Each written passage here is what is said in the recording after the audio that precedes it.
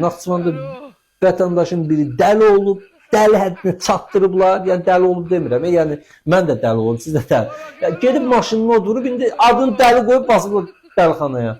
Vasif Talibov da elə edirdi. Onda niyə çıxartdınız Vasif Talibov?